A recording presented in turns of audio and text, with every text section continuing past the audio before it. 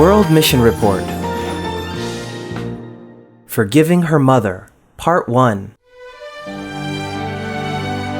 Charmaine began to date a non-Christian man, and that created a lot of conflict in her home.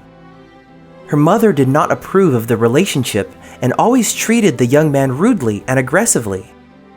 For 8 years, mother and daughter quarreled, to the extent that they stopped speaking to each other, even though they lived in the same house in Malaysia.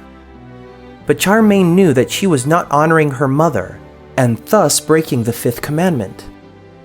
And so she began to pray every day for 2 years for her relationship with her mother to improve. In spite of this, every time she saw her mother, rage would overcome and the conflicts continued. Charmaine didn't even know how to speak to her mom anymore.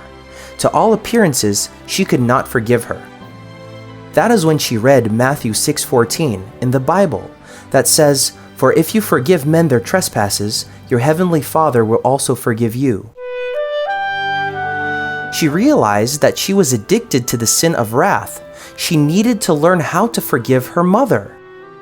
God continued working in her heart until she was able to begin speaking to her mom again. But even though they were on speaking terms, it wasn't loving and lacked patience, and so Charmaine continued to pray all the more. She was convinced that God still hadn't changed the situation entirely because He wanted to change her heart completely. But how? Next week, we will find out how the fights and conflicts between Charmaine and her mother changed into a loving relationship. Don't miss out. Today, Charmaine is a teacher at the International Missionary School in Korat, Thailand.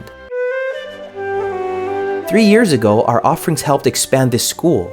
Thank you. This quarter, our offerings will help build a children's learning center in Vietnam. Let us be generous with our offerings.